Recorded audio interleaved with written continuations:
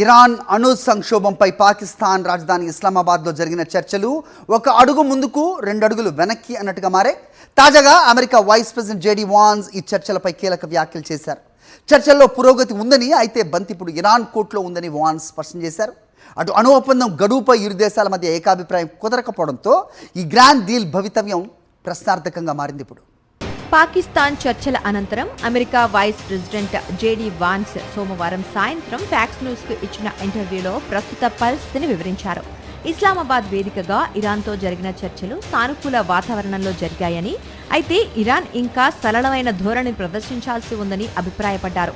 చర్చలు సఫలం కావాలంటే ఇరాన్ తన పట్టుదల వీడాలని వాన్స్ స్పష్టం చేశారు.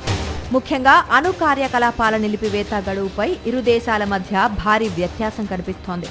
ఇరాన్ అణు ఒప్పందాన్ని 20 ఏళ్ల పాటు నిలిపివేయాలని అమెరికా డిమాండ్ చేయగా, ఇరాన్ మాత్రం దానికి ససేమిరా అంటోంది. సోమవారం పంపిన అధికారిక సమాధానంలో కేవలం 5 ఏళ్ల గడువుకు మాత్రమే సిద్ధమని ఇరాన్ స్పష్టం చేసింది. అయితే ఈ 5 ఏళ్ల ప్రతిపాదనను ప్రెసిడెంట్ ట్రంప్ ఇప్పటికే తిరస్కరించినట్లు తెలుస్తోంది. మరో కీలక అంశం యురేనియం నిల్వలు. శుద్ధి చేసిన యురేనియంను దేశం వెలుపలికి తరలించాలని అమెరికా కోరగా, ఇరాన్ మాత్రం ఇందుకు అంగీకరించడం లేదు. దానికి బదులుగా ఆ ఇంధనాన్ని అణుబాంబు తయారీకి పనికి రాకుండా డైల్యూట్ చేస్తామని ప్రతిపాదించింది. అయితే ఇంధనం ఇరాన్ వద్దే ఉంటే భవిష్యత్తులో మళ్లీ దానిని బాంబ్ గ్రేడ్ స్థాయికి పెంచుతారన్న ఆందోళనలో అమెరికా ఉంది. ఈ డీల్లో హార్మూజ్ జలసంధి పునఃప్రారంభం అత్యంత కీలకమని America vice president JD Vance పేర్కొన్నారు.